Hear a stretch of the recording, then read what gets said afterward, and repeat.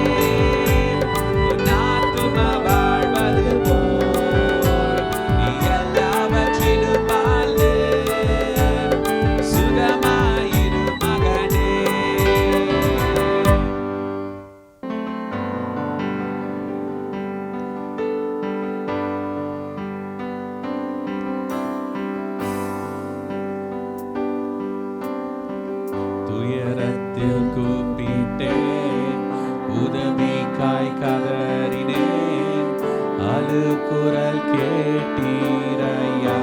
எல்லாரும் சேர்ந்து பாடலாமா? துயரத்தில் கூப்பிட்டேன், துயரத்தில் கூப்பிட்டேன், உதவிக்காய் கதறினேன், அழுகுரல் கேட்டீரையா.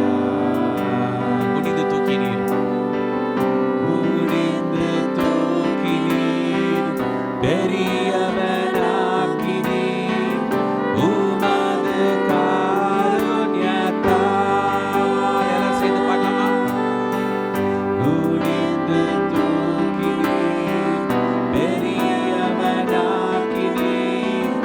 உமது காருண்யத்தால். குனிந்து தூக்கினீரே,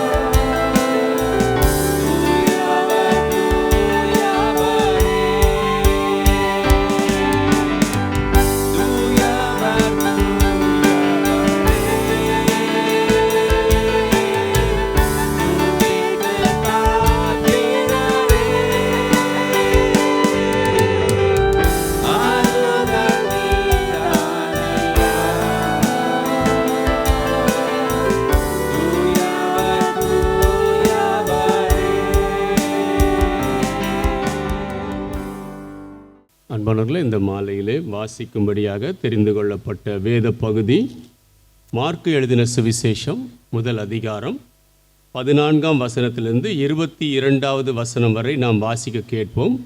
மார்க்கு 1ஆம் அதிகாரம் 14 முதல் 22 வசனங்கள் வரை வாசிக்க கேட்போம். சிறிய தமிழ் வேதாகமம் வைத்திருப்பவர்களுக்கு புதிய ஏற்பாட்டில் 48வது பக்கத்தில் இருக்கிறது. சகோதரன் சாம் நமக்காக வாசிப்பார்கள். யோவான் காவலில் வைக்கப்பட்ட பின்பு இயேசு கலிலேயாவிலே வந்து தேவனுடைய ராஜ்யத்தின் சுவிசேஷத்தை பிரசங்கித்து, காலம் நிறைவேறிற்று, தேவனுடைய ராஜ்யம் சமீபமாயிற்று, மனந்திரும்பி சுவிசேஷத்தை விசுவாசியுங்கள் என்றார். அவர் கலிலேயா கடலோரமாய் நடந்து போகையில் மீன்பிடிக்கிறவர்களாயிருந்த சீமோனும் அவன் சகோதரன் அந்திரேயாவும் கடலில் வலை போட்டு கொண்டிருந்த பொழுது அவர்களை கண்டார். இயேசு அவர்களை நோக்கி, என் பின்னே வாருங்கள், உங்களை மனுஷரை பிடிக்கிறவர்களாக்குவேன் என்றார். உடனே அவர்கள் தங்கள் வலைகளை விட்டு அவருக்கு பின் சென்றார்கள். அவர் அவ்விடம் விட்டு சற்று அப்புறம் போனபோது செபதேவின் குமாரனும் யாக்கோபும் அவன் சகோதரன் யோவானும் படவிலே வலைகளை பழுது பார்த்து கொண்டிருக்கிறதை கண்டு உடனே அவர்களை அழைத்தார். அப்பொழுது அவர்கள் தங்கள் தகப்பனாகிய செபதேவை கூலியாட்களோட படவிலே விட்டு அவருக்கு பின் சென்றார்கள். பின்பு கப்பர்நாமுக்கு போனார்கள். உடனே அவர் ஓய்வு நாளிலே ஜப ஆலயத்திலே பிரவேசித்து போதகம் பண்ணினார்.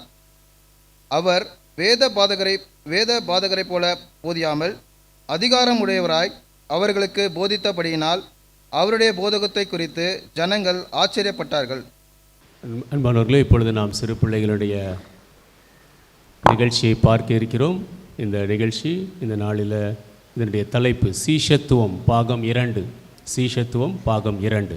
கிறிஸ்தவத்தில் சீஷத்துவம் என்பது அன்னுதினமும் இயேசு கிறிஸ்துவை பின்பற்றி மரண பரியந்தம் அவருக்கு கீழ்ப்படிந்து அவரை போல மாறி அவருடைய சாயலை உலகத்திற்கு பிரதிபலித்து தன்னை தானே வெறுத்து தன் சிலுவையை தினமும் சுமந்து தன் வாழ்வை இயேசுவுக்காய் அர்ப்பணிக்கும் ஒரு தொடர்ச்சியான பயணமாகும்.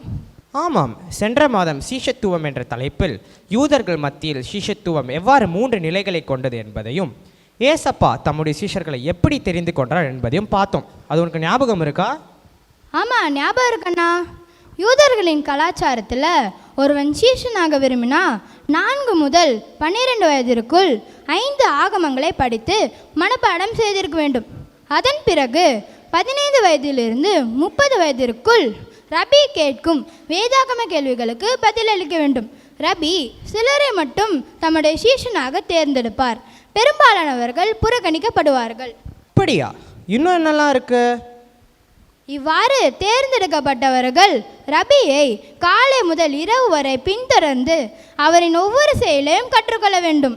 ஒரு யூதன் சீஷனாக மாறணும்னு விரும்பினா இவ்வளவு வழிமுறைகளை பின்பற்றணுமா? ஆமாம் அண்ணா. ஆனால் இயேசு கிறிஸ்து தம்முடைய சீஷர்களின் குடும்ப பின்னணியையோ வேறு எந்த தகுதியையோ பார்க்கல. இப்போது எனக்கு ஒரு வசனம் ஞாபகத்திற்கு வருது. யோவான் 15:16 நீங்கள் என்னை தெரிந்து கொள்ளவில்லை, நான் உங்களை தெரிந்து கொண்டேன் என்றார். அதன்படி ஏசப்பா தெரிந்து கொண்ட மற்ற சீஷர்களை குறித்து பார்ப்போம். இதோ இயேசுவின் சீஷன் சீமோன் வராங்க. என் பெயர் செலோத்தே எனப்பட்ட சீமோன். செலோத்தே என்பதற்கு வைராகியம் என்ற அர்த்தம். ஆமாம், மோசேவின் நியாயப்பிரமாணத்தை வைராகியமாக பின்பற்றி யூதர்களின் உரிமைகளுக்காக போராடினேன். இப்படி இருந்த என்னையும் ஏசப்பா தன்னுடைய சீஷனாக தெரிந்து கொண்டார். இப்போ நான் இயேசுவுக்கு வைராகியமாக வாழ என்னை அர்ப்பணிக்கிறேன். இதோ சின்ன யாக்கோபு வராங்க.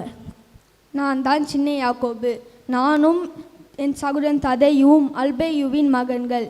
இயேசு என்னையும் தன் சீஷனாக தெரிந்து கொண்டார். இயேசுக்காக உண்மையாக வாழ்ந்து அவருக்காக மரிக்கவும் என்னை அர்ப்பணித்தேன். இதோ என் சகோதரன் ததையு வராங்க. இஸ்காரியோத்தல்லாத யூதாவாகிய நான் ததையு என்றும் அழைக்கப்படுவேன். என்னையே இயேசு தம்முடைய சீஷனாக தெரிந்து கொண்டார்.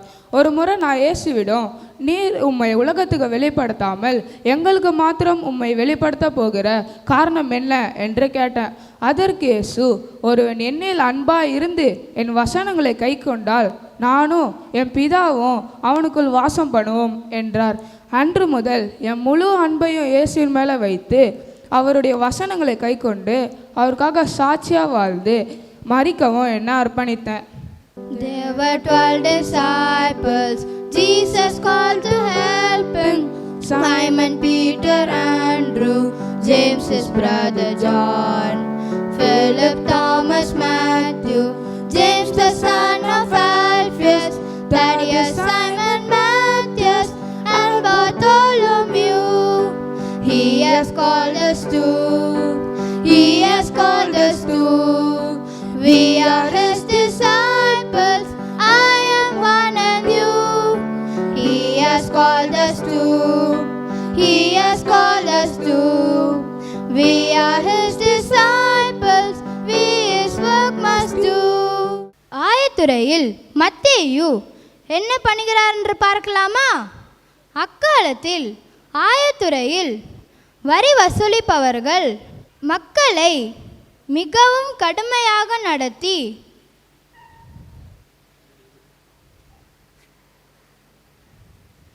அவர்களை துன்புறுத்தி ஏமாற்றி அதிக பணத்தை வரியாக வசூலித்தனர். இதனால் இவர்களை மக்கள் மிகவும் வெறுத்தனர்.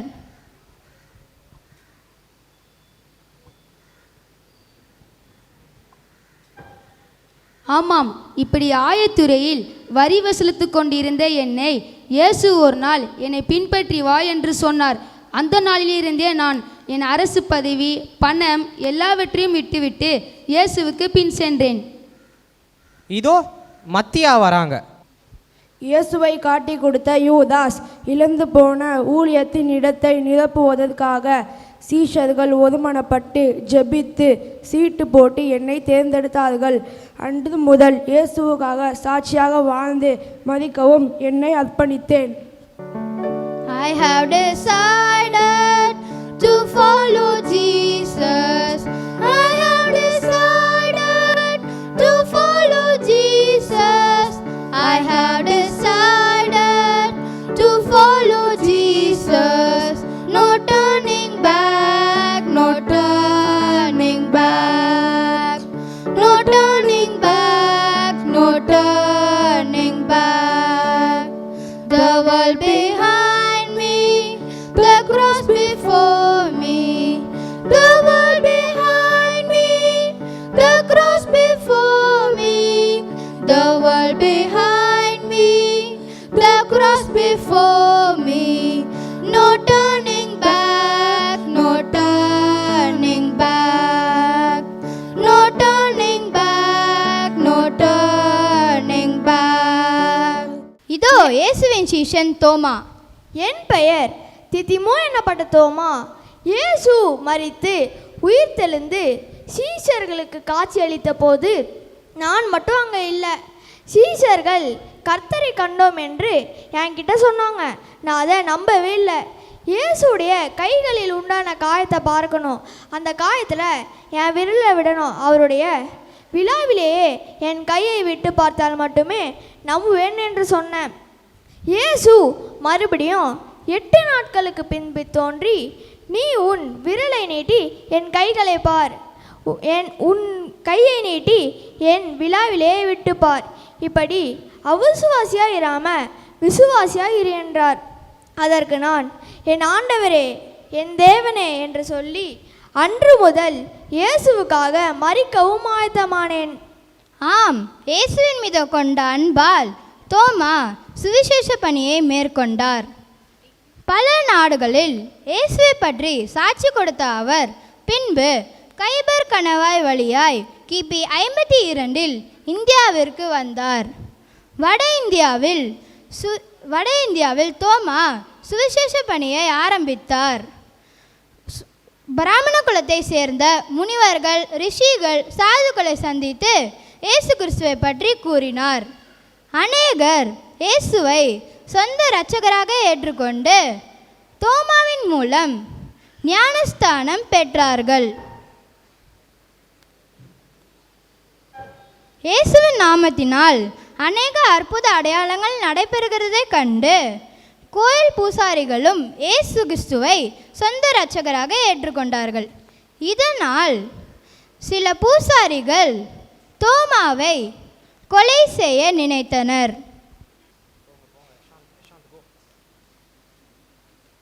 நமது சென்னையில் உள்ள சின்னமலையில் தினந்தோறும் மாலை வேளையில் ஜெபிப்பது தோமாவின் வழக்கம். ஒரு நாள் தோமா ஜெபித்து கொண்டு இருக்கும்போது ஒரு பூசாரி பெரிய ஈட்டியால் தோமாவின் பின்பக்கத்தை குத்திவிட தோமா இரத்த சாட்சியாய் மரித்தார். தோமாவின் உடல் மயிலாப்பூர் கடற்கரையில் அடக்கம் செய்யப்பட்டுள்ளது. அவ்விடத்தில் உலகம் புகழ்பெற்ற சாந்தோம் கத்தீட்ரல் பேராலயம் கட்டப்பட்டுள்ளது. இதை போல இரத்த சாட்சிகளாக மரித்த இயேசுவின் மற்ற சீஷர்களை குறித்து பார்ப்போம். செலோத்தே என்னப்பட்ட சீமோனின் கால்களை விரித்து ரம்பத்தால் உடலை இரண்டாக அறுத்து கொல்லப்பட்டார். அல்பேயுவின் மகன் யாக்கோபு ஆலயத்தின் உச்சியில் இருந்து கீழே தள்ளப்பட்டு கல்லெறிந்து கொல்லப்பட்டார். ததேயு அம்பு எறிந்து துடிதுடிக்க ஈட்டியால் குத்தி கொல்லப்பட்டார். மத்தேயு உடலின் தோல் உரிக்கப்பட்டு அடித்து கொல்லப்பட்டார். மத்தியாஸ் கல் எறிந்து தலை வெட்டப்பட்டு கொல்லப்பட்டார். அண்ணா, இயேசு கிறிஸ்துவுக்காய் இரத்த சாட்சியாக மரித்த 12 சீஷர்களுக்கும் என்ன ரிவார்டு கொடுத்துருக்காங்கன்னு வேதத்தில் சொல்லப்பட்டிருக்கு. அப்படியா? என்ன சொல்லப்பட்டிருக்கு? பரலோகத்தில் இருக்கிற புதிய எருசலேம் நகரத்தில் உள்ள 12 அஸ்திபார கற்களில் உள்ள 12 அப்போஸ்தலர்களின் நாமங்களும் பதிந்திருப்பதாக வெளிப்படுத்துதல் 21:14 கூறப்பட்டுள்ளது. நாமும் இயேசுவின் சீஷர்களைப் போல இயேசுவை முழு இருதயத்தோடு நேசித்து அவருடைய வசனத்துக்கு முற்றிலும் கீழ்ப்படிந்து சமயம் வாய்த்தாலும் வாய்க்காமல் போனாலும் சுவிசேஷத்தை முற்றிலும் அறிவித்து அதன் மூலம் பாடுகள் வந்தாலும் இயேசுக்காய் சாட்சியுள்ள ஜீவனை வாழ்ந்து அவருக்காய் நம்முடைய வாழ்க்கையை ஒப்பு கொடுப்போம். சிலுவை சுமந்தோராய் சீஷனாகுவோம். சிலுவை சுமந்தோராய் சீஷனாகுவோம். சிந்தை வாழ்விலும் தாழ்மை சகிப்போம். நிந்தை சுமப்பேனும் சந்தோஷம் கொள்வோம். சிந்தை வாழ்விலும் தாழ்மை சகிப்போம். நிந்தை சுமப்பேனும் சந்தோஷம் கொள்வோம். இயேசு தாங்குவார், அவரே சுமப்பார், ஒரு போதும் கைவிடவே மாட்டார். இயேசு தாங்குவார், அவரே சுமப்பார், ஒரு போதும் கைவிடவே மாட்டார்.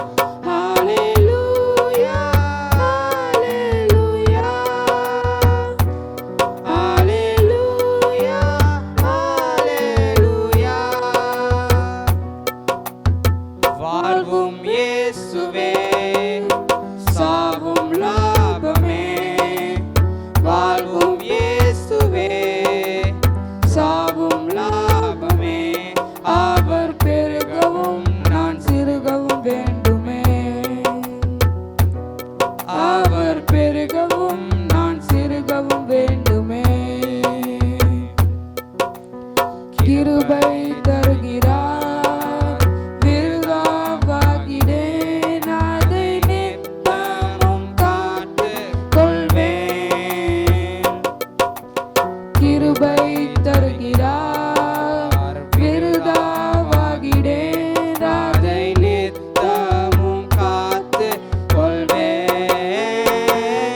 ஹல்லேலூயா, ஹல்லேலூயா, ஹல்லேலூயா, ஹல்லேலூயா, ஹல்லேலூயா, ஹல்லேலூயா, ஹல்லேலூயா, ஹல்லேலூயா. Heavenly Father, we thank you and praise you for this beautiful Sunday evening that we can gather in your house. பரமபிதாவே, இந்த அழகான ஞாயிறு மாலை வேளையில் உம்முடைய வீட்டில் நாங்கள் கூடும்படியாக நீர் கொடுத்த தருணத்திற்காக நன்றி சொல்லி துதிக்கிறோம். Thank you for the children who have given to us the disciples' second part. சீஷர்களினுடைய 2வது பாகத்தை சிறு பிள்ளைகள் கொண்டு வந்தார்கள். நன்றி. We thank you for these 12 disciples of Christ, Matthias who replaced Judas Iscariot, how their lives have been such a challenge. கிறிஸ்துவனுடைய சீஷர்களாகிய 12 சீஷர்கள் யூதாஸ் காரியத்துக்கு பதிலாக வந்த மத்தியாஸ் இவர்களுடைய குணாதிசயங்களுக்காக எப்படியாக வெளிப்பட்டது, அதற்காக நன்றி. Lord, we don't want to be satisfied just in luxury and comfort. ஆண்டவரே, நாங்கள் சௌகரியத்திலும் ஆடம்பரத்திலும் திருப்தி அடைய வேண்டாம். You have called us to be your disciples. உம்முடைய சீஷர்களாக எங்களை நீர் அழைத்திருக்கிறீர். Give us that faith and obedience to trust in you and obey you at all costs. உம்மை நம்பவும் எக்கிரயம் செலுத்தினாலும் உமக்கு கீழ்ப்படியவும் அந்த விசுவாசத்தை கீழ்ப்படிதலை எங்களுக்கு தாரும். This evening speak to us through your living word. இந்த மாலையிலே உம்முடைய ஜீவனுள்ள வார்த்தை கொண்டு எங்களோடு பேசும். I ask these blessings in your precious and holy name. இந்த ஆசீர்வாதங்களை உம்முடைய விலையேறப்பெற்ற பரிசுத்த நாமத்தில் நான் கேட்கிறேன். Amen. Amen. So my topic this evening is 3 calls to discipleship. இந்த மாலையிலே என்னுடைய தலைப்பு சீஷர்களுக்கான 3 அழைப்பு. So we read from Mark first chapter. Mark முதல் அதிகாரத்திலிருந்து வாசித்தோம். So the 17th verse reads like this. And Jesus said unto them, Come ye after me, and I will make you become fishers of men. 17ஆம் வசனம் இப்படியாக சொல்லப்பட்டிருக்கிறது. இயேசு அவர்களை நோக்கி, என் பின்னே வாருங்கள், உங்களை மனுஷரை பிடிக்கிறவர்களாக்குவேன் என்றார். Jesus did lot of ministry around the Sea of Galilee. இயேசு கலிலேயா கடலை சுற்றிலும் அநேக ஊழியத்தை செய்தார். And the call to discipleship came to many of these men who were fishermen who used to fish in the lake of Galilee. சீஷத்துவத்திற்கு ஆன அழைப்பு மீனவர்களாக இருந்த அநேக மக்களுக்கு வந்தது. இவர்கள் கலிலேயா கடலிலே மீன் பிடித்து வந்தார்கள். So the Sea of Galilee has got many names. கலிலேயா கடலுக்கு அநேக பெயர்கள் உண்டு. It is also called the Sea of Chinnereth. அது சின்னரத் என்ற நதி என்றும் கடல் என்றும் அழைக்கப்படுகிறது. In another place it is called the Lake of Gennesareth. இன்னொரு இடத்திலே அது கனசரேத் என்னும் ஏரி என்று அழைக்கப்படுகிறது. Another name is Sea of Tiberias. இன்னொரு பெயர் தைபீரிய கடல் என்று. It is a very rare lake. It is 210 meters below the sea level. அது கடல் அளவிற்கு 200 மீட்டர் கீழாக இருக்கிறது. மிகவும் அபூர்வமான ஒன்றாக இருக்கிறது. And it is said that it is the world's lowest freshwater lake that is below the sea level. அது கடல் மட்டத்திற்கு கீழாக இருக்கக்கூடிய ஏரிகளிலேயே உலகத்திலேயே மிகவும் அதிக ஆழத்திலே இருக்கக்கூடியது என்று சொல்லப்படுகிறது. It receives its feed on the northern side by Jordan River. யோர்தான் நதியில் இருந்து வடக்கு பக்கத்திலிருந்து அதற்கு நீர் வருகிறது. And again the water goes out through the Jordan River. அந்த நீரானது யோர்தான் நதிக்கே திரும்பி செல்கிறது. So the Sea of Galilee is teeming, full of fish, very good fish.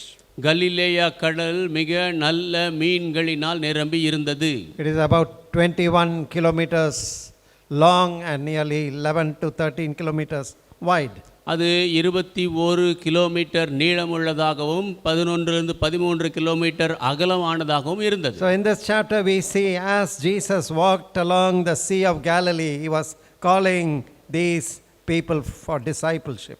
இந்த அதிகாரத்திலே நாம் பார்க்கிறோம், இயேசு கலிலேயா கடலோரமாய் நடந்து போகையில் இந்த மக்களை சீஷத்துவத்திற்கென்று அழைக்கிறார். So first of all the call comes to Simon, Peter and Andrew.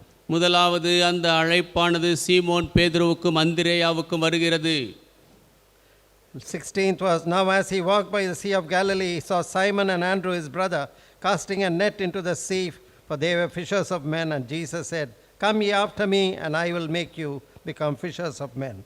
16ஆம் வசனத்திலிருந்து அவர் கலிலேயா கடலோரமாய் நடந்து போகையில் மீன் பிடிக்கிறவர்களாயிருந்த சீமோனும் அவன் சகோதரன் அந்திரேயாவும் கடலில் வலை போட்டு கொண்டு இருக்கிற போது அவர்களை கண்டார். இயேசு அவர்களை நோக்கி, என் பின்னே வாருங்கள், உங்களை மனுஷரை பிடிக்கிறவர்களாக்குவேன் என்றார். In 19th verse, another 2 set of brothers, Jesus gives them the call. When he had gone a little further thence, he saw James the son of Zebedee and John his brother, who also were in the ship mending their nets. 19ஆம் வசனத்திலே இன்னும் 2 சகோதரர்களுக்கு அழைப்பு கொடுக்கிறார். 20ஆம் வசனத்திலே பார்க்கிறோம், உடனே அவர்களையும் அழைத்தார். அப்பொழுது அவர்கள் தங்கள் தகப்பனாகிய செபதேயுவை கூலி ஆட்களோட படவிலே விட்டு அவருக்கு பின் சென்றார்கள். Yes, they left their dad with hired servants and left everything to follow Jesus. அவர்கள் தன் தகப்பனை அந்த வேலையாட்களோடு விட்டுவிட்டு எல்லாவற்றையும் விட்டு இயேசுவை பின்பற்றினார்கள். Now, this was a call to discipleship, call to service. இது சீஷத்துவத்திற்கு ஊழியம் செய்யும்படியான அழைப்பு. But this was not the first call. ஆனால் இது முதல் அழைப்பு அல்ல. The first call was a call to salvation. முதலாவது அழைப்பு ரட்சிப்பிற்கான அழைப்பு. These men had already heeded to the call to salvation when John the Baptist was preaching. இந்த மனிதர்கள் யோவான் ஸ்நானகன் பிரசங்கித்த பொழுது ரட்சிப்பிற்கான அழைப்பிற்கு செவி கொடுத்தார்கள். Without heeding the call to salvation, you cannot really tread the path of discipleship. ரட்சிப்பின் செய்திக்கு நீங்கள் செவி கொடுக்காதபடிக்கு சீஷத்துவத்தின் பாதையில் நடக்க முடியாது. What did John the Baptist preach? யோவான் ஸ்நானகன் என்ன பிரசங்கித்தார்? He preached repentance from sin. பாவத்திலிருந்து மனம் திரும்புதலை குறித்து பிரசங்கித்தார். He preached believe in the Lord Jesus Christ. ஆண்டவராகிய இயேசு கிறிஸ்துவை விசுவாசியுங்கள் என்று பிரசங்கித்தார். He pointed to the people saying, behold the lamp of God that takes away the sin of the world. அவர் மக்களை பார்த்து சொன்னார், இதோ உலகத்தின் பாவத்தை சுமந்து தீர்க்கும் தேவாட்டுக்குட்டி. So every time he pointed everybody to Jesus, the lamb of God who takes away the sin of the world. அவர் ஒவ்வொரு முறையும் மக்களுக்கு இயேசுவை காட்டிய போது உலகத்தின் பாவத்தை சுமந்து தீர்க்கும் தேவாட்டுக்குட்டி என்றார். He was very clear, I am not the savior. அவர் மிக தெளிவாக இருந்தார், நான் ரட்சகர் அல்ல. I am not worthy to even loose his shoelace. அவருடைய பாதரட்சையின் வாரை அவிழ்ப்பதற்கும் நான் பாத்திரன் அல்ல. He is the one who is sent from God. அவர்தாமே தேவனிடத்திலிருந்து அனுப்பப்பட்டவர். So he is a bridegroom to whom all people will look. அவரே மணவாளன், அவரையே அனைவரும் நோக்கி பார்ப்பார்கள். So Andrew was the first disciple who brought Peter. அந்திரேயா முதல் சீஷனாக இருந்தார், அவர் பேதுருவை அழைத்து வந்தார். And we see that John and James also heard the call, come follow me, I will make you fishers of men. யோவானும் யாக்கோபும் அழைப்பை பெற்றார்கள், வந்து என்னை பின்பற்றுங்கள், உங்களை மனிதர்களை பிடிக்கிறவர்களாக்குவேன் என்ற அழைப்பு. Today many people are hearing the call of the world. இன்றைக்கு அநேக மக்கள் உலகத்தின் அழைப்பை கேட்கிறார்கள். How Satan wants many people, many young people, come on, you listen to my call. சாத்தான் அநேக வாலிபர்களை பார்த்து என்னுடைய அழைப்பை கேளுங்கள் என்று அழைக்கிறான். If you want riches, if you want pleasures, you heed my call. ஐஸ்வர்யம் வேண்டுமா, சிற்றின்பம் வேண்டுமா, என்னுடைய அழைப்பிற்கு செவி கொடு. I will show you shortcuts to riches. ஐஸ்வர்யத்திற்கு குறுக்கு வழியை காட்டுவேன். Shortcuts to pleasure. சிற்றின்பத்திற்கான வழியை காட்டுவேன். But ultimately Satan wants to destroy your soul. கடைசியிலே சாத்தான் உங்கள் ஆத்மாவை அழிக்க விரும்புவான். The most important part of your personality is your soul. உங்கள் ஆள் தத்துவத்தின் மிக முக்கியமான பாகம் உங்கள் ஆத்மா. Your soul and spirit, it belongs to God. உங்களுடைய ஆத்மாவும் ஆவியும் தேவனுக்கு சொந்தம். God breathed his Holy Spirit into you. தேவன் அவருடைய பரிசுத்த ஆவியை உங்களிலே ஊதினார். And you need to surrender yourself to God. நீங்கள் உங்களை தேவனுக்கு ஒப்புவிக்க வேண்டும். Many people are just occupied with their body, with pampering their body, their lusts and pleasures. அநேக மக்கள் தங்களுடைய சரீரத்தை தங்களுடைய சிற்றின்பத்திற்காகவும் இச்சைகளுக்காகவும் கெடுக்கிறார்கள். And they get involved in all the lust of the eyes, the lust of the flesh and the pleasures of life. அவர்கள் கண்களின் இச்சை, மாம்சத்தின் இச்சை, ஜீவனத்தின் பெருமை இதிலே ஈடுபடுகிறார்கள். Do not love the world. உலகத்தை நேசிக்காதீர்கள். That's what James the disciple says. All that is in the world, the lust of the eyes, the lust of the pleasures and pride of life is not of the Father but is of the devil. சீஷனாகிய யாக்கோபு அதைத்தான் சொல்லுகிறான். உலகத்தை நேசிக்காதிருங்கள், கண்களின் இச்சை, மாம்சத்தின் இச்சை, ஜீவனத்தின் பெருமை இவைகள் எல்லாம் பிசாசினால் உண்டானவைகள். So here Jesus, John the Baptist preached about Christ, the Lamb of God. யோவான் ஸ்நானகன் கிறிஸ்து ஆகிய தேவ ஆட்டுக்குட்டியை குறித்து பிரசங்கித்தார். And these people had already believed the message of John. இந்த மக்கள் ஏற்கனவே யோவானின் செய்தியை நம்பினார்கள். And that is why they heeded the call of Jesus. ஆகவேதான் இயேசுவின் அழைப்பிற்கு செவி கொடுத்தார்கள். Have you heeded the call to salvation? ரட்சிப்பின் அழைப்பிற்கு செவி கொடுத்து விட்டீர்களா? It is not enough to be religious. நீங்கள் பக்தியாக இருந்தால் போதாது. You can be very religious and still be lost. நீங்கள் பக்தியுள்ளவர்களாக காணப்படலாம், ஆனாலும் இழந்து போகப்படலாம். John Wesley did a lot of religious work. John Wesley பக்திக்குரிய அநேக கிரியைகளை நடப்பித்தார். And he preached the gospel and he would observe very strict religious observances, getting up early in the morning to pray. சுவிசேஷத்தை பிரசங்கித்தார். அவர் அநேக வழக்கங்களை பின்பற்றியவராக அதிகாலையில் எழுந்து ஜெபித்தார். But it was much later, during a trip from America to England, when a storm came, the fear of death possessed him, but he learned that there is something more to the gospel than just having mental assent. ஆனால் அவர் அதிக நாட்களுக்கு பிற்பாடு ஒரு கப்பலிலே பிரயாணம் பண்ண பொழுது ஒரு புயல் அந்த கப்பலை தாக்கிய பொழுது அவருடைய பாடத்தை கற்றுக்கொண்டார். வெறுமிலே மனதளவிலே சுவிசேஷத்தை அறிந்திருப்பதை காட்டிலும் அதிலே அதிகமாக கற்றுக்கொள்ள வேண்டியது இருக்கிறது என்று அறிந்தார். In the midst of a terrible storm which almost the ship was about to sink, it looked as though the ship won't survive that storm. அந்த கப்பலானது அந்த புயலிலே தாக்கு பிடிக்க முடியாதபடி மூழ்கி விடுவது போல் தெரிந்தது. But these Moravian missionaries were praising God and they were so wonderfully enjoyed the closeness with God. ஆனால் அந்த கப்பலில் இருந்த மொரேவிய மிஷனரிகளோ தேவனை துதித்துக் கொண்டு தேவனோடு அவர்கள் நன்றாக அனுபவித்துக் கொண்டிருந்தார்கள். It was through contact with them John Wesley knew that he need to surrender his life and get a touch of the Lord by his spirit.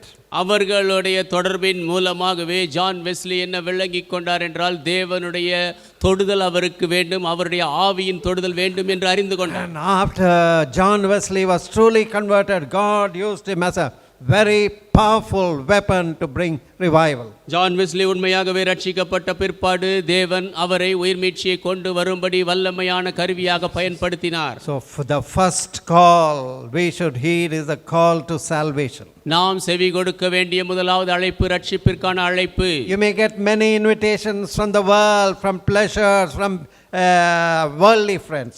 உலகத்திலிருந்து அநேக அழைப்புகளை பெறலாம். சிற்றின்பத்திற்கான அழைப்புகள், உலக நண்பர்களிடத்திலிருந்து வரும் அழைப்புகள். Remember, the most important call is call from the Lord to turn from your sins, fall into the waiting arms of Jesus. இதை நினைவில் கொள்ளுங்கள். மிகவும் முக்கியமான அழைப்பு, ஆண்டவரிடத்திலிருந்து வரக்கூடிய அழைப்பு, உங்கள் பாவத்தை விட்டு திரும்பி காத்திருக்கும் இயேசுவின் கரத்திற்கு வருவது. Second call. இரண்டாவது அழைப்பு. The second call is a call to service. இரண்டாவது ஊழியம் செய்யும்படியான அழைப்பு. Now salvation is not just a ticket to heaven. ரட்சிப்பு என்பது பரலோகத்திற்கான வெறும் டிக்கெட் அல்ல.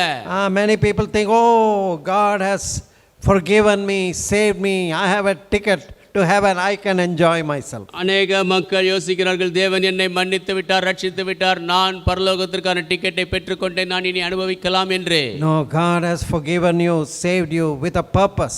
தேவன் உங்களை மன்னித்திருக்கிறார், ரட்சித்திருக்கிறார் ஒரு நோக்கத்தோடு. Your life in this world is very short. இந்த உலகத்திலே உங்களுடைய ஜீவியம் மிக குறுகியது. It will pass away like this. அது அப்படியே கடந்து போய்விடும். Even if you live 100 years, it will pass away like this. நீங்கள் 100 ஆண்டு வாழ்ந்தால் கூட அது சட்டென்று போய்விடும். Jesus said, the world passeth away and the lust thereof, but the word of God abides. My words will not pass away, it abides forever. இயேசு சொன்னார், உலகமும் உலகத்தின் இச்சைகளும் கடந்து போகும், ஆனால் என்னுடைய வார்த்தைகளோ என்றென்றும் நிலைத்திருக்கும். Jesus has come to give us eternal life. இயேசு நமக்கு நித்திய ஜீவன் தரும்படி வந்தார். So he forgives us just not for the enjoyment of forgiveness, he forgives us so that we may become a channel of blessing to others. நாம் வெறுமனே பாவ மன்னிப்பை அனுபவித்துக் கொண்டிருப்பதற்கு மாத்திரம் நம்மை அவர் மன்னிக்கவில்லை, நாம் ஆசீர்வாதத்தின் கால்வாயாக இருக்கும்படியாக மன்னித்திருக்கிறார். All people, all God's people are called to serve God. எல்லா தேவனுடைய ஜனங்களும் தேவனுக்கு ஊழியம் செய்யும்படி அழைக்கப்பட்டிருக்கிறார்கள். We are saved so that we become a channel of blessing. நாம் ரட்சிக்கப்பட்டிருக்கிறோம், அதன் மூலமாக நாம் ஆசீர்வாதத்தின் கால்வாயாகும்படியாக. That we may tell about this wonderful love of God, the wonderful Savior who forgives us however great our sins have been. இந்த தேவனுடைய அருமையான அன்பை குறித்து நாம் சொல்லத்தக்கதாக இந்த அருமையான இரட்சகர் நம்முடைய பாவம் எப்படிப்பட்டதாக இருந்தாலும் நம்மை மன்னித்தாரே, அதை நாம் சொல்லத்தக்கதாக. But there are some people who are uniquely called to leave everything to serve the Lord full time. ஆனால் சில மக்களோ தனித்துவம் வாய்ந்தவர்களாக எல்லாவற்றையும் விட்டு முழு நேரமாக அவருக்கு ஊழியம் செய்யும்படி அழைக்கப்பட்டிருக்கிறார்கள். So here on the shores of Galilee, Jesus was giving call to certain people. கலிலேயா கடற்கரையிலே இயேசு சில மக்களுக்கு அழைப்பை கொடுத்தார். And he was calling them to full time service. அவர்களை முழு நேர ஊழியத்திற்கு அழைத்தார். So in the 16th verse we read that Peter and Andrew were given the call. 16ஆம் வசனத்திலே நாம் வாசித்தோம், பேதுருவுக்கும் அந்திரேயாவுக்கும் அழைப்பு கொடுக்கப்பட்டது. Come after me, I will make you fishers of men. என்னை பின்பற்றி வாருங்கள், உங்களை மனிதர்களை பிடிக்கிறவர்களாக்குவேன். Straight away they forsook their nets and followed him, Christ. அவர்கள் உடனடியாக தங்கள் வலைகளை விட்டு அவரை பின்பற்றினார்கள். Peter and Andrew were very simple people, fishermen. பேதுருவும் அந்திரேயாவும் மிகவும் எளிமையான மக்கள், மீனவர்கள். They did not have any university degrees that we know of. அவர்களுக்கு பல்கலைக்கழக பட்டங்கள் எல்லாம் இல்லை என்று நமக்கு தெரியும். We believe there were no universities at that time. அந்த நேரத்திலே பல்கலைக்கழகங்களே இல்லை என்று தான் நினைக்கிறோம். But they were simple and they had the title unlearned men. In Acts we see these are unlearned men.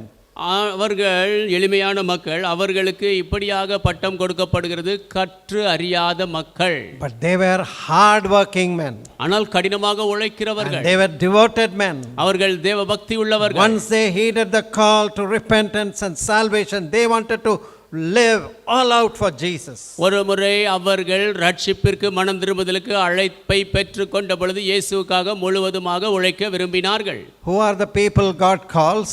அழைப்பை பெற்ற மக்கள் யாரெல்லாம்? Many times God doesn't call the most intelligent people and most wealthy people. அநேக நேரங்களிலே தேவன் அதிக புத்தி சாதுரியமானவர்களையோ அதிக ஐஸ்வர்யவான்களையோ அழைப்பதில்லை.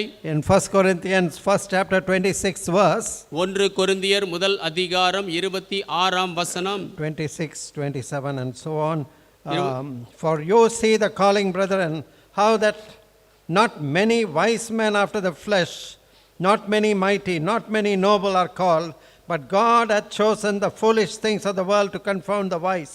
God has chosen the weak things of the world to confound the things which are mighty, and base things of the world and things which are despised hath God chosen, yea, the things which are not, to bring to naught the things that are, that no flesh should glory in his presence. எப்படி எனில் சகோதரரே, நீங்கள் அழைக்கப்பட்ட அழைப்பை பாருங்கள். மாம்சத்தின்படி ஞானிகள் அநேகர் இல்லை, வல்லவர்கள் அநேகர் இல்லை, பிரபுக்கள் அநேகர் இல்லை. ஞானிகளை வெட்கப்படுத்தும்படி தேவன் உலகத்தில் பைத்தியமானவைகளை தெரிந்து கொண்டார். பலமுள்ளவைகளை வெட்கப்படுத்தும்படி தேவன் உலகத்தில் பலவீனமானவைகளை தெரிந்து கொண்டார். உள்ளவைகளை அவமாக்கும்படி உலகத்தின் இழிவானவைகளையும் அற்பமாய் எண்ணப்பட்டவைகளையும் இல்லாதவைகளையும் தேவன் தெரிந்து கொண்டார். மாம்சமான எவனும் தேவனுக்கு முன்பாக பெருமை பாராட்டாதபடிக்கு அப்படி செய்தார். So what we may think as most unlikely person, God even calls them into his work. யார் தெரிந்து கொள்ளவே பட மாட்டார்கள் என்று நாம் யோசிக்கிறோமோ அவர்களை தேவன் அவருடைய ஊழியத்திற்கு அழைக்கிறார். But these people were not lazy people whiling away their time. ஆனால் இவர்களோ சோம்பேறிகளாக நேரத்தை வீணாக்குனவர்கள் அல்ல. They were busy in whatever God had put for them, whatever work God had given them. தேவன் அவர்களுக்கு என்ன வேலை கொடுத்திருந்தாரோ அதிலே அவர்கள் மும்முரமாக இருந்தார்கள். When God looks for someone to use in a very special way, he looks for the person who is already busy and spending his energies in the work of God, or in his own work. யாரையாவது தேவன் விசேஷித்த வகையிலே பயன்படுத்த வேண்டும் என்று விரும்பினால் அவன் எப்படிப்பட்டவனாக இருப்பான் என்றால், ஏற்கனவே அவனுக்கென்று கொடுக்கப்பட்டிருக்கிற அவனுடைய வேலையில் அவன் தீவிரமாக உண்மையாக வேலை செய்கிறவனாக இருப்பான். You can see many examples in the Bible. வேதத்திலே அநேக உதாரணங்களை பார்க்கலாம். Moses was called when he was tending the sheep. மோசே அழைக்கப்பட்டார் ஆடு மேய்த்துக் கொண்டிருந்த பொழுது. Gideon was called when he was busy threshing the wheat. Gideon அழைக்கப்பட்டார், அவர் அந்த கோதுமையை அதில் இருந்தக்கூடிய அந்த களைகளை எடுத்துக்கொண்டிருந்த போது. David was called when he was tending to his father's sheep.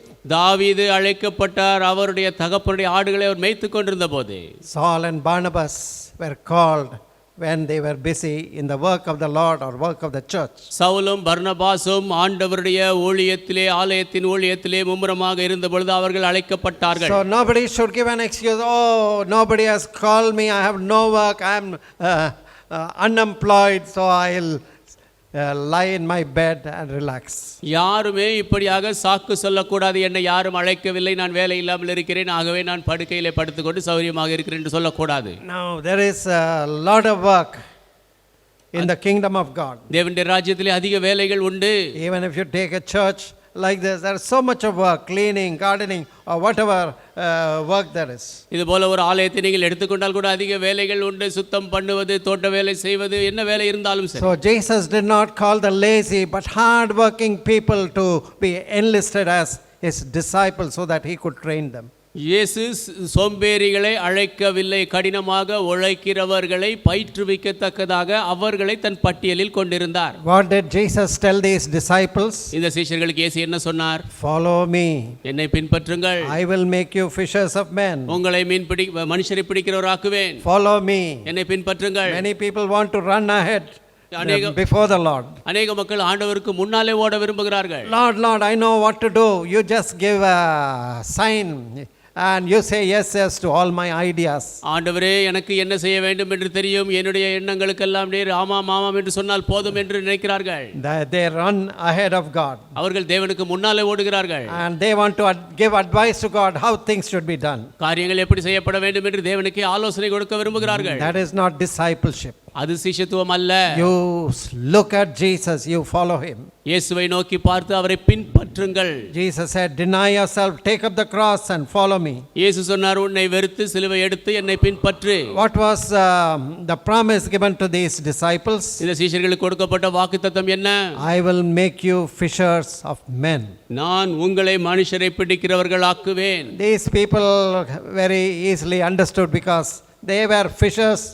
They were fishing fish, but now Jesus was giving them a higher calling, fishing men for the kingdom of God. இவர்கள் ஏற்கனவே மீன் பிடித்துக் கொண்டிருந்தார்கள், ஆகவே சுலபமாக விளங்கிக் கொண்டார்கள். இயேசு அவர்களுக்கு இப்பொழுது உன்னதமான அழைப்பை கொடுத்து மனிதர்களை பிடிக்கிறவர்களாக்குவேன் என்று சொன்னார். Bringing souls into the kingdom of God is much greater business, much more valuable business. There is greater joy in heaven over one sinner who repents. ஆத்துமாக்களை தேவனுடைய ராஜ்யத்திற்குள்ளாக கொண்டு வருவது மிகவும் பெரிய அலுவலாக இருக்கிறது. ஒருவன் மனம் திரும்பும் பொழுது பரலோக ராஜ்யத்தில் மிகுந்த சந்தோஷம் உண்டாகும். Have you heard God's call to serve him? அவருக்கு ஊழியம் செய்யும்படி தேவனுடைய அழைப்பை நீங்கள் கேட்டீர்களா? Or you think, oh, this is the work of evangelists, this is the work of pastors. இல்லை என்றால் சுவிசேஷகனுடைய ஊழியம் இது, போதகருடைய ஊழியம் இது என்று நினைக்கிறீர்களா? Mr. Daniel's principle in the fellowship was every converted person is a missionary. சகவாசத்திலே தானியேல் ஐயா அவருடைய கொள்கை என்னவென்றால் ரட்சிக்கப்பட்ட ஒவ்வொரு நபரும் மிஷனரியே. You are a witness of the Lord, what Lord does. ஆண்டவர் என்ன செய்தாரோ அதற்கு நீ சாட்சி. You ought to live as a witness for the Lord Jesus Christ. ஆண்டவராகிய இயேசு கிறிஸ்துவுக்கு நீங்கள் சாட்சியாக ஜீவிக்க வேண்டும். Your life must speak for the Lord. உங்கள் ஜீவியம் ஆண்டவருக்காக பேச வேண்டும். Is your life speaking for the Lord? உங்கள் ஜீவியம் ஆண்டவருக்காக பேசுகிறதா? Or are people scared away when they look at your life or look at your behavior? இல்லை என்றால் மக்கள் உங்கள் ஜீவியத்தை பார்த்து உங்கள் பழக்கத்தை பார்த்து பயப்படுகிறார்களா? This man is a short-tempered man. இந்த மனிதன் கோபக்காரன். He is not punctual. இவன் சரியான நேரத்துக்கு வருவதில்லை. Cannot be trusted in any work. எதிலுமே இவனை நம்ப முடியாது. And you are a poor testimony, you are scaring people away from Christ. நீங்கள் ஒரு ஏழையான சாட்சியாக இருந்தால் மக்களை கிறிஸ்துவை விட்டு விரட்டி அடிக்கிறீர்கள். On the other hand, if people see that you are an honest and faithful person, ஆனால் மக்கள் உங்களை நேர்மையுள்ளவராக உண்மையுள்ளவராக பார்த்தால், a man whose words could be trusted and relied upon, உங்களுடைய வார்த்தை நம்பவும் சார்ந்து கொள்ளவும் முடிந்ததாக இருந்தால், a person like Joseph established a testimony even in the house of enemies. யோசேப்பு போன்ற நபர் சத்துருக்களுடைய வீட்டில் கூட தங்களுடைய சாட்சியை நிலைநிறுத்திக் கொண்டார்கள். Captive Daniel, and Shadrach, Meshach, Abednego, they lived as witnesses even in an heathen land. சிறைப்பிடிக்கப்பட்டவர்களாகிய தானியேல், சாத்ராக், மேஷாக், ஆபேத்நேகோ புற மத தேசத்தில் கூட அவர்கள் சாட்சிகளாக இருந்தார்கள். So these disciples were ready to give their life for their master. இந்த சீஷர்கள் தங்கள் எஜமானுக்காக ஜீவனை கொடுக்க ஆயத்தமாக இருந்தார்கள். So they not only received the call to service, they were ready to sacrifice. The call to sacrifice. அவர்கள் ஊழியத்திற்கு என்று ஆயத்தமாக இருந்தது மாத்திரமல்ல, அவர்கள் தியாகம் செய்யும் அழைப்பையும் பெற்றார்கள். Peter and Andrew, they left their nets and they forsook their nets and followed Jesus. பேதுருவும் அந்திரேயாவும் தங்களுடைய வலையை விட்டுவிட்டு இயேசுவை பின்பற்றினார்கள். Sometimes God allows people to work even though they are in full time service. சில நேரங்களிலே மக்கள் முழு நேர ஊழியத்தில் இருந்தால் கூட அவர்கள் வேலை செய்ய தேவன் அனுமதிக்கிறார். St. Paul used his skill in tent making to supplement his income and other needs. பரிசுத்த பவுல் தன்னுடைய வருமானத்திற்கும் மற்ற தேவைகளுக்கும் என்று தன்னுடைய கூடார தொழிலை அவர் பழக்கமாக கொண்டிருந்தார். John and James left their father with hired servants so that they could be engaged in God's work. யோவானும் யாக்கோபும் தங்களுடைய தகப்பனை கூலிக்காரர்களிடத்திலே விட்டுவிட்டு தேவனுடைய ஊழியத்தில் ஈடுபடும்படி வந்தார்கள். Now the call to sacrifice is something very great. தியாகம் செய்வதற்கான அழைப்பு மிகப்பெரியது. But it is not a call to neglect your loved ones, your family, your wife, children. ஆனால் உங்களுக்கு அன்பானவர்களே, உங்கள் குடும்பத்தை, மனைவியை, பிள்ளைகளை புறக்கணிக்கும்படியான அழைப்பு அல்ல இது. You need to take care of them. நீங்கள் அவர்களை பார்த்துக் கொள்ள வேண்டும். But when you give first place to God, God will take care of your family. நீங்கள் தேவனுக்கு முதலிடம் கொடுக்கும் பொழுது தேவன் உங்கள் குடும்பத்தை பார்த்துக் கொள்வார். So the call to ministry for James and John meant that they should leave their family business, leaving the father with hired servants. யாக்கோபு யோவானுக்கு வந்த அழைப்பு அவர்கள் தங்களுடைய தகப்பனை அந்த கூலிக்காரர்களிடத்திலே விட்டு செல்லும்படியான அழைப்பு. The amazing thing is Zebedee, the father of James and John, never protested and never rebuked the children from following Jesus. ஆச்சரியமான காரியம் என்னவென்றால் யோவான் யாக்கோபு அவர்களுடைய தகப்பனாகிய செபதேயு தன்னுடைய பிள்ளைகள் தன்னை விட்டு போவதை அவர் எதிர்க்கவே இல்லை. In fact, we learn from the scriptures that Zebedee and his wife Salome were godly couple. நாம் வேதத்திலிருந்து வாசிக்கிறோம், செபதேயும் அவருடைய மனைவி சலோமியும் தேவ பக்தியான தம்பதிகள். And some people think that Salome is a sister to Mary, the mother of Jesus. சில மக்கள் என்ன யோசிக்கிறார்கள் என்றால் இயேசுவின் தாயாகிய மரியாளுக்கு சகோதரியாக சலோமி இருந்தார்கள் என்று. Salome was also present with the women who came to the tomb on the day of resurrection. உயிர்த்தெழுந்த நாளிலே கல்லறைக்கு வந்த ஸ்திரீகளின் மத்தியிலே சலோமியும் இருந்தாள். In fact, Salome was such a godly person. She had great dreams for her two sons that they should be very close to Jesus. So that is why she came with a request to Jesus in that day when you go to the other side, say, please make sure that my son James and John are close to you, one on either side. Salome தேவ பக்தி உள்ளவளாக இருந்தாள். ஆகவே தான் அவள் தன்னுடைய சொப்பனத்தில் கூட தன்னுடைய பிள்ளைகள் இயேசுவோடு இருக்கும்படியாக விரும்பி தேவனிடத்திலே இயேசுவினிடத்திலே வந்து, நீர் நித்தியத்திலே வரும் பொழுது என்னுடைய பிள்ளைகள் உமக்கு இரு பக்கத்திலும் இருக்க வேண்டும் என்று அவரிடத்தில் கேட்டார். But Jesus did not say that will happen to them. அது அவர்களுக்கு நடைபெறும் என்று இயேசு சொல்லவில்லை. But when we look at the history of the church, James was the first martyr. ஆனால் சபையினுடைய சரித்திரத்தை பார்த்தால் யாக்கோபு தான் முதலாவது இரத்த சாட்சி. And John almost the last to die as a disciple.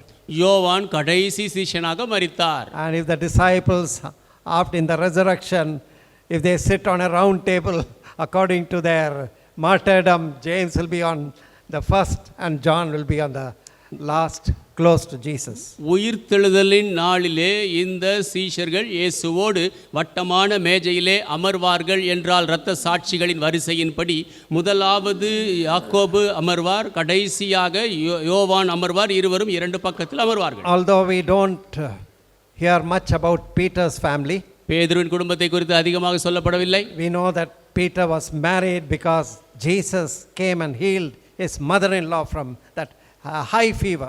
இயேசு வந்து பேதுருவினுடைய மாமியை அதிக ஜுரத்திலிருந்து சுகமாக்கினார் என்று நமக்கு தெரியும். அதன் மூலமாக அவருக்கு திருமணம் ஆகியிருந்தது என்று I அறிகிறோம். believe Peter's wife would have been so extremely grateful, and she allowed Peter to serve Jesus and be with him. பேதுருவினுடைய மனைவி மிகவும் நன்றியுள்ளவளாக இருந்திருக்க வேண்டும். ஆகவே தான் பேதுருவை இயேசுவுக்கு சீஷனாக இருக்கும்படியாக அனுமதித்தாள். And whenever possible, she will do all help what she could for Peter and other disciples. முடிந்த நேரத்தில் எல்லாம் பேதுருவுக்கும் மற்ற சீஷர்களுக்கும் அவளால் முடிந்ததை செய்திருக்க கூடும். Now let us look our own discipleship. நம்முடைய சொந்த சிஷ்யத்துவத்தை பார்ப்போம். Have you obeyed the call to salvation? ரட்சிப்பின் அழைப்பிற்கு செவி கொடுத்தீர்களா? Have you responded to the call to serving Christ and his kingdom? கிறிஸ்துவுக்கும் அவருடைய ராஜ்யத்திற்கும் ஊழியம் செய்வதற்கான அழைப்பிற்கு பதில் கொடுத்தீர்களா?